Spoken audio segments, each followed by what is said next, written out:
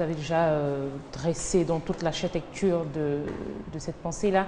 C'est très important et il est plus intéressant de partir sur le modèle familial. Sur ce point-là aussi, je suis entièrement d'accord parce qu'on grandit dans un certain cocon et c'est plus intéressant de voir sa mère. La plupart du temps, les femmes, elles copient plus souvent ce que leurs mères font. On apprendra à cuisiner comme sa mère, on apprendra à se maquiller comme sa mère, on apprendra à se vêtir et même à parler ou à gérer sa maison comme sa mère le faisait. Mais je voudrais aussi ajouter que un modèle, ça peut être aussi la personne qu'on a décidé de ne pas copier. Voilà, au lieu de dire par exemple que c'est la personne que je copie, je décide de ne pas être comme telle personne. Donc on décide de ce qu'on ne sera pas et non de ce qu'on sera. Parce que quand on prend un modèle dans le sens le plus commun du terme, c'est de décider par exemple de marcher comme telle personne. Mais quand on a vécu, comme l'exemple que tu donnais tout à l'heure, quand on a vécu dans un environnement où son père bat sa mère, il est alcoolique, il a perdu son boulot, il n'a jamais pu se relever, on peut décider par exemple de ne jamais être comme ce père-là. Et finalement, on calque sa vie sur ce monsieur. Et chaque fois qu'on... Carrément à l'extrême. Carrément à l'extrême, sur à l'opposé, voilà. Oui, c'est ça, à l'opposé. Donc, on se dit, moi, je fais plus attention à la boisson. Moi, je fais montre de beaucoup plus de courage et de détermination. Chaque fois que je me trouve dans une situation où j'ai l'impression que je suis en train de tomber, je ne vais pas rester par terre comme mon père, au contraire. Et finalement, on se rend compte que ce monsieur-là, cet homme, cette figure paternelle ou maternelle, devient en fait la personne qui est notre modèle en fait. Et notre référence. Qui est notre référence.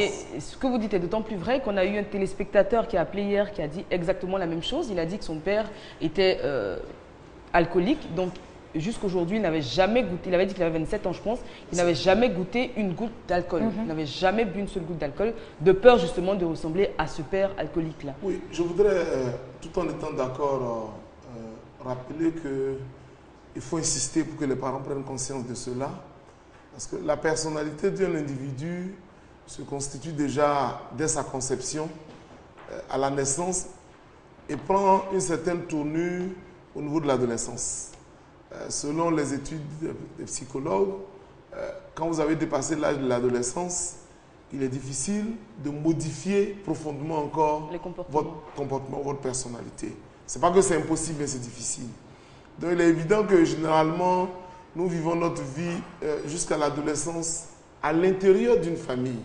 Et il est évident que si on n'a pas eu suffisamment de chance ou de grâce comme ce monsieur qui a appelé hier de 27 ans pour échapper au mauvais exemple du père, il est évident que beaucoup d'enfants vont copier.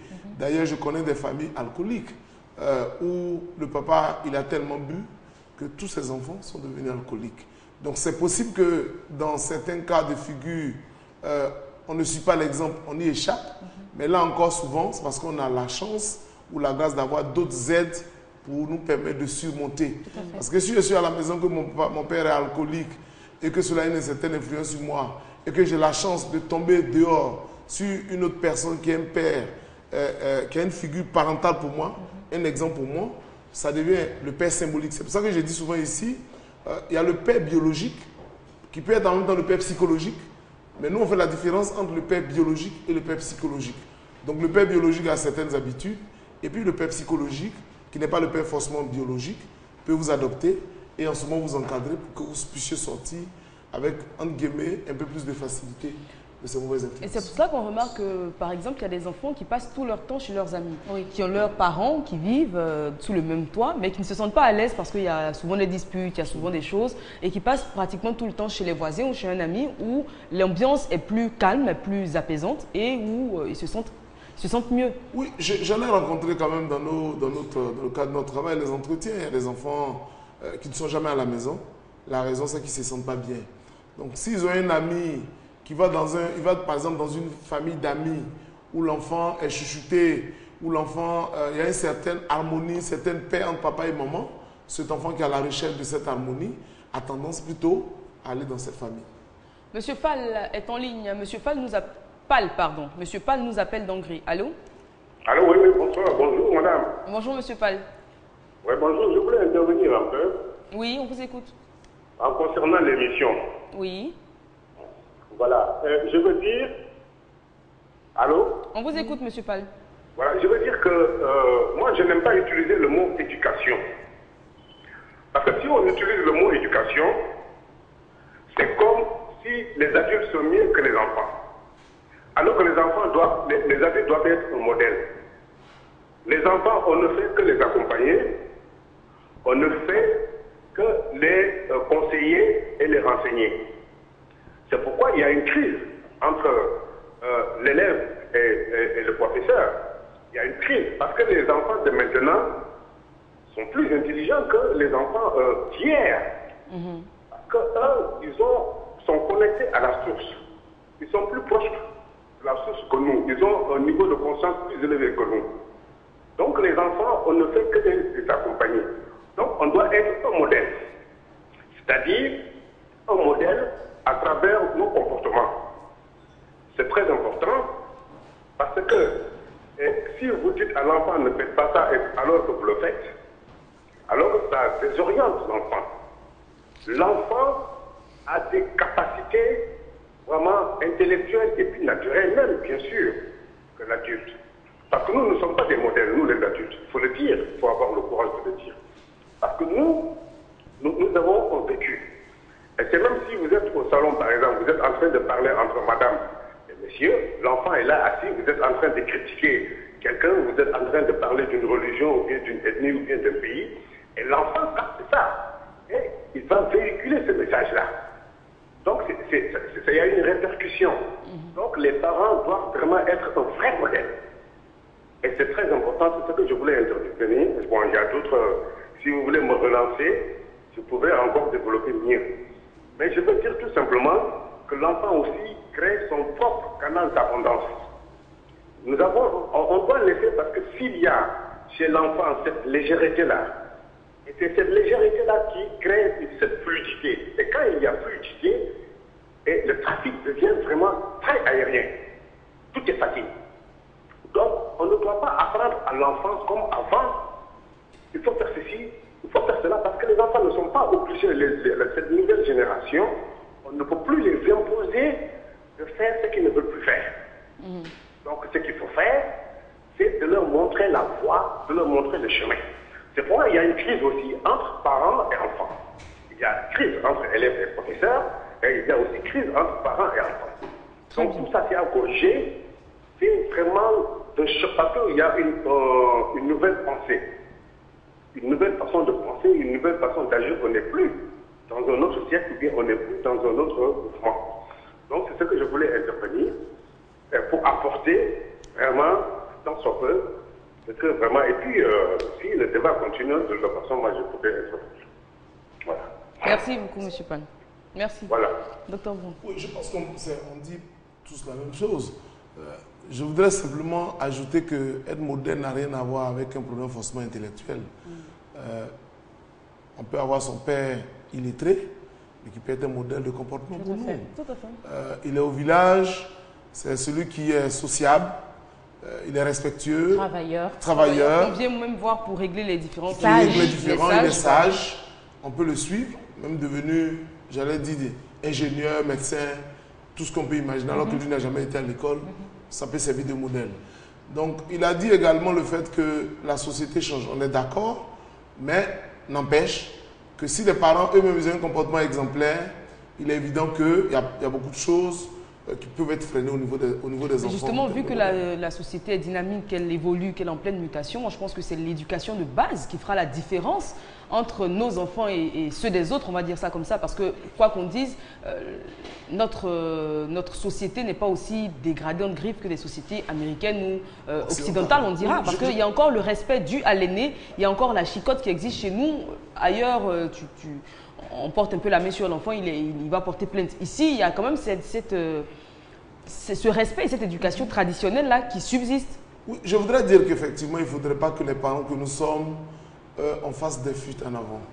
Parce que j'ai l'impression que depuis, avec le monde moderne maintenant, on jette tout sur l'Internet, on rejette tout sur la télévision, on rejette tout sur les autres. Mais la grande question, c'est pour ça que le thème, je veux être. Peut-être que la télévision n'est pas un modèle dans ce qu'elle présente. Peut-être que l'Internet n'est pas un modèle dans ce qu'il présente. Mais moi, en tant que père, moi, en tant qu'enseignant, moi, en tant que mère, moi, en tant que ceci, je veux être un modèle.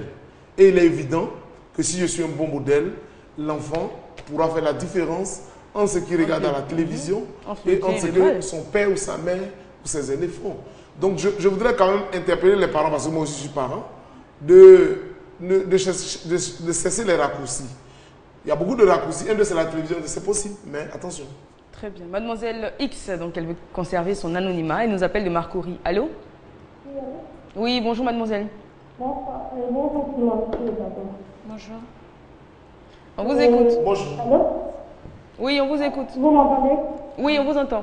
En fait, ce que je voulais dire, je me rapproche un peu au dernier intervenant. C'est de dire que vraiment les mentalités ont changé et puis je me dis non, que les parents souvent sont de mauvais modèles pour les enfants. Ce n'est pas tous les enfants qui ont l'intelligence et puis la sagesse de ne pas copier le parent. Parce que quand on est et puis on grandit dans la frustration, dans un environnement vraiment traumatisé. Moi, je suis quelqu'un, j'étais très douce. On m'appelait même le modèle de mon caractère.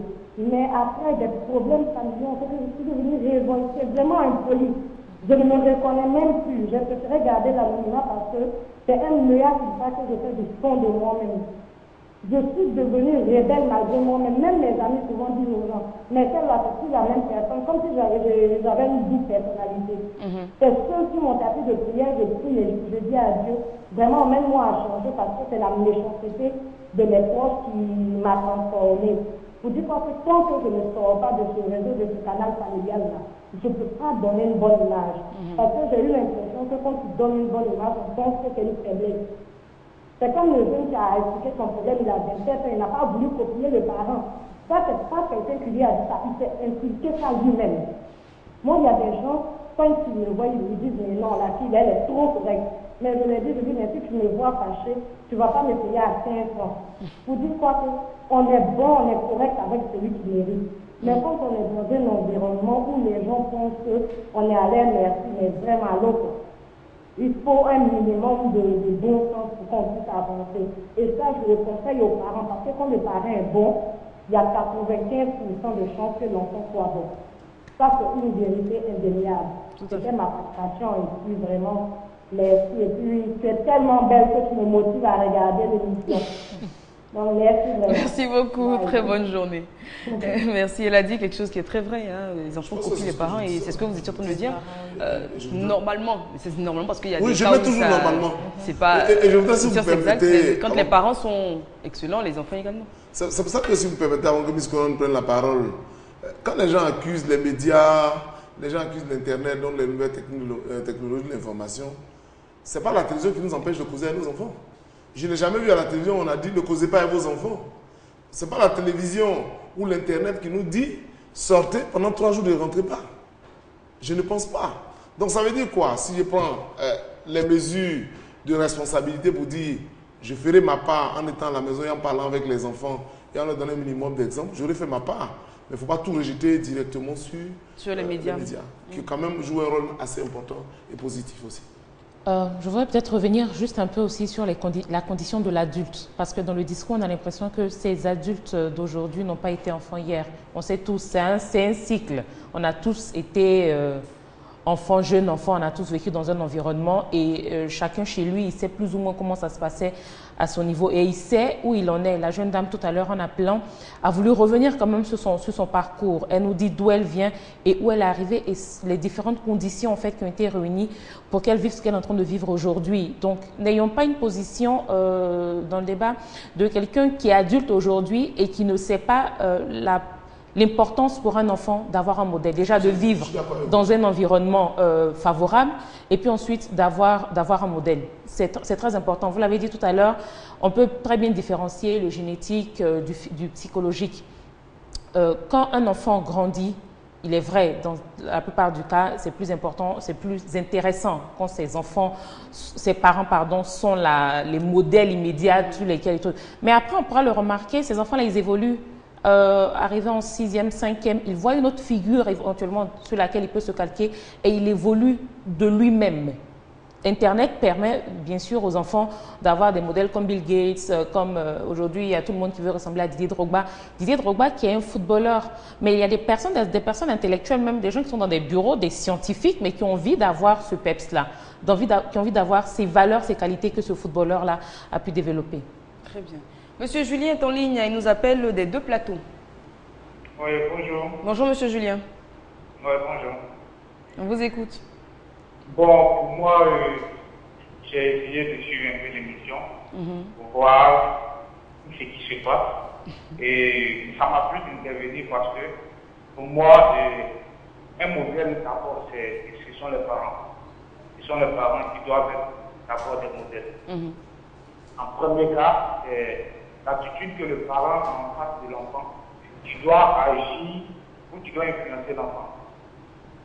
Bon, si le parent est trop agressif envers l'enfant, le parent ne sera jamais un modèle pour l'enfant. Si le parent aussi s'enlève pour l'enfant et qu'après l'enfant se rend compte quand il va grandir que le parent ne l'a pas aidé, le parent ne sera pas un modèle. Alors que pour tout enfant, le vrai souhait de chaque enfant est de ressembler soit à son père ou à sa mère. C'est sûr. Voilà, donc c'est ni Internet, ce n'est ni quoi que ce soit qui pourrait d'abord inspirer l'enfant. Ce sont d'abord les parents qui doivent inspirer les enfants. Quoi. Voilà. Très bien. Donc c'est aux parents de voir comment éduquer les enfants, c'est aux parents de voir quel procédé faire pour que les enfants puissent être des modèles. Parce que tout enfant reste comme son parent. Voilà. Donc c'est ce que j'ai à dire. Merci beaucoup, Monsieur Julien, pour votre intervention. Merci. Très bonne journée à vous. Je voulais juste ajouter à ce que M. Julien dit pour dire que nous allons tous dans le même sens. Que quand un enfant a un mauvais comportement, en général, qui on accuse? On n'accuse pas la télévision. On n'accuse pas ses amis. On dit c'est un enfant mal élevé. Mais quand on parle de mal élevé, on parle du père et de la mère. On parle d'éducation et l'éducation. L'éducation, c'est-à-dire que ton papa t'a appris à ne pas respecter.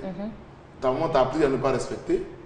Et bien évidemment, c'est pour ça que souvent nous disons aux parents, tous les propos que nous tenons dans nos familles, demain, ça va se retrouver dehors. Parce que les enfants sont comme des éponges, ils absorbent tout. Absolument. Et on a souvent des conversations, on se dit entre adultes, l'enfant n'y comprend rien. Il est juste à côté, il entend tout. C'est pas le cas, il comprend bien, il absorbe tout et après, il répète. Je vous donne un exemple simple. Vous habitez dans une famille qui est bien. Et puis, les parents de cette famille ne font que dire que ceux qui sont de l'autre côté ne sont rien. Et ça rentre régulièrement dans les oreilles de l'enfant. Il va prendre position dans son être. À un moment donné, le fait de savoir que tel enfant vient de tel quartier, du fait que les parents de là-bas ont dit si c'est des enfants de tel quartier, c'est à rien de bon, il est évident dans le processus du préjugé. Cet enfant-là, si tu viens de tel quartier, tu n'es rien. Il ne va même pas chercher à savoir si tu as au moins un petit bon côté, que tu peux scier même sa chaussure. Hein? Vous avez, même dans les quartiers, on a l'hantise de certains quartiers parce qu'on a effectivement l'impression que c'est dans ces quartiers qu'il y a plus de sécurité. Mais la réalité du terrain, parfois, nous montre toute autre chose que même nos quartiers où on pense que c'est plus chose, il y a aussi de l'insécurité. On pourra prendre l'exemple même dans une même famille de personnes qui peuvent se diviser comme ça, très souvent avec les parents. Quand le père n'est pas là, la mère est toujours en train de dire votre père est passé où, toujours en train de manger dehors, en train de faire telle chose, de dilapider l'argent ou de donner même l'argent à ses frères et sœurs. Il ne s'occupe pas de vous, il préfère investir avec ses frères et sœurs ou même donner de l'argent pour scolariser ses nièces et autres. Mais finalement, quand vos cousines, donc les nièces de ce père-là, quand elles arrivent à la maison, il peut avoir certaines fois des petites frictions parce qu'on a l'impression que maman ou grand-mère ou grande sœur passe son temps à dire que c'est à cause de vous que papa ne s'occupe pas de nous. On a l'impression d'être dépossédé de nos biens finalement au profit de ses nièces et neveux. C'est vrai, il faut faire très attention à ce qu'on dit devant les enfants. Et même les préjugés ethniques. Je pense que à la maison. Je voudrais, avec votre permission, certainement que nous abordions d'ailleurs ce thème dans la semaine à venir. Il risque des préjugés à l'intérieur de nos familles, sur les ethnies, sur d'autres régions, qui sont des facteurs de division, de destruction de nos sociétés. Les préjugés. Quand ce sont des préjugés positifs, favorables, ok, ça peut aller, mais parfois les préjugés ne sont pas... On dit là, c'est l'enfant de qui? C'est l'enfant de quoi? Oh, celui-là, c'est pas la peine. Et ça peut, ça peut même briser des vies aussi. Ça peut même briser des vies parce que nous-mêmes aussi... Ça brise des vies, ça ne veut pas que ça brise des vies. On a tendance à dire que les baoulés sont un peu portés sur la bouteille. Et bon, ça encore, on le dit de façon... On le dit pour rigoler, en fait. On le dit mais il y a des types de préjugés qui vont beaucoup plus loin. Voilà, qui détruisent beaucoup plus des relations. Au point même quand vous voulez vous marier, qu'on dit... Ça ne veut pas dire qu'il y a eu une discussion avec quelqu'un. Ton mari est de quelle origine? Quand elle a dit, oh, là, la personne dit que toi, tu es foutu. Pourtant, parfois, c'est de très bons maris. Hier, j'ai rencontré quelqu'un qui me parlait de, je ne dirais pas la région, des personnes, la vie des personnes de cette région. Je vous assure que ce sont des gens qui ont des valeurs. Et parce que moi-même, je me disais, bon, on a tous peur d'eux, peut-être. Je dis, non, c'est un pays, un peuple accueillant. chacun a ses défauts, mais voilà, au moins sur tel plan. Très bien. Je pense que... Merci beaucoup, Docteur Brou. Je pense que c'est là qu'on va s'arrêter. Merci pour votre intervention. Merci pour vos conseils. Il a toujours éclairé. Merci pour votre présence. Merci. Comment qui se fait désirer ces temps-ci. C'est toujours un plaisir de vous retrouver. On va en profiter pour souhaiter une très bonne fête à tous les papas de Côte d'Ivoire. Oui, c'est ce dimanche. Bonne fête, Maître Bomba. Bonne fête à vous, Docteur Brou. Merci. Bonne fête à Monsieur Nda. Si vous êtes baoulé, vous êtes toujours dans l'alcool. Vous risquez de nourrir pas mal de préjugés. Merci encore une fois. Bonne fête à tous les papas qui sont dans ce studio et puis de l'autre côté à la régie, que Dieu vous bénisse, qui vous accorde. Le vrai baoulé, c'est pas l'alcool. C'est le vin. Le vin de palme. Voilà, du bangui. Le jus de rognier, le vin de rognier que vous aimez bien d'ailleurs. Voilà, moi j'aime bien le bangui. Pardon, ça n'a aucun rapport, mais je vais souhaiter une très bonne fête à mon père, Docteur Amani. Et à mon père aussi. Voilà, je fais plein de gros bisous, Docteur Amani, du côté de Daoukro. Voilà. Monsieur Nda, dernier cocktail. Sera là accompagné de juste... Oui, là où vous nous emmenez directement à Rio. Un trait d'alcool, c'est un alcool qui nous vient de Brésil, dénommé cachaça. Cachaça au deux, ce sera l'alcool le plus consommé durant les 1 mois de compétition que va durer la Coupe du Monde. Donc cachaça va composer notre cocktail dénommé caipirinha. Caipirinha, c'est le premier cocktail, le premier mélange alcool, jus de citron, sucre, qui est plus vendu en Europe et au Brésil. Donc voilà, avec la compétition, on va reproduire ce cocktail-là ici pour permettre à tout un chacun demain de vibrer avec nos éléphants. Alors donc c'est composé comment? Voilà, on prend juste un citron, on le coupe en 4, en morceaux. Celui qui a juste, aujourd'hui on en trouve le citron partout chez nous ici. On le coupe en 4. Et voilà. Juste après on aura 8 morceaux. Les 8 morceaux, on va les répartir dans les 2 verres. D'accord. Les 2 verres, on répartit comme ça. On a le sucre. Ici, on a le sucre. On va ajouter juste le sucre en poudre et une grande cuillerée à soupe pour chaque verre, selon le signe glycémique, le taux glycémique de tout un chacun. Pour les diabétiques ne peuvent pas prendre plus de sucre. Donc, juste une pincée pour certains. Et après, on recouvre le tout ici de glace. Normalement, celui qui a la glace pilée, c'est l'idéal. La glace rendue en poudre. Ici, on a les cristaux, on va faire avec. Mais l'idéal, c'est de l'avoir bien moulu en poudre. Et maintenant, avec la cuillère, normalement, il y a un pilon qui permet d'écraser tout ce qui est citron. Le citron pour avoir le zeste. On a cette enzyme-là qui est autour et la vitamine qui est tout autour du zeste qui va nous permettre encore de bien déguster ce cocktail-là. Donc voilà, une fois qu'on le fait comme ça, on pile le citron, très bien, pour récolter le jus et la sève. Et fait pareil pour le second verre, piler le citron. Pour celui qui a le rhum blanc, surtout il peut faire avec juste un trait de jus de citron. Alors pour le moment, dans le verre, on a du sucre, du citron et de la glace, rien que ça. C'est maintenant qu'on va ajouter l'alcool. Rien que ça. Maintenant, une fois qu'on a ça, on ajoute l'alcool. On ajoute l'alcool ici. 2 centilitres pour nous ici. Voilà. Ici, lorsqu'on a le sucre, comment on appelle, la glace en poudre, on le recouvre entièrement. Après avoir pilé, on recouvre entièrement de glace et on remue après. Donc voilà, ce qui va faire notre... Qui s'appelle caipirinha. Caipirinha, d'accord. On va voir la composition de ce cocktail. Donc caipirinha à l'écran. Voilà. Fait de cachaça. Le cachaça, c'est du rhum en fait. Oui, c'est du rhum brésilien. Du citron vert en morceaux, du sucre en poudre et de la glace pilée. Merci beaucoup, Monsieur Nda. Encore une fois, très bonne fête à vous. Et puis, n'oubliez pas, demain à partir de 17 h, vous avez rendez-vous avec Christelle Cassi pour l'émission C'est samedi sur la 2. Elle recevra Monsieur René Dibi, vous le connaissez, il n'a pas sa langue dans sa poche. Et vous aurez pas mal de révélations concernant la CAN 92, hein, donc la Coupe d'Afrique qu'on a remportée en 92. Il était à l'époque ministre des Sports. Voilà. Très bonne journée à vous. Excellent début de week-end sur RTI2. Restez sur notre chaîne. Nos programmes se poursuivent.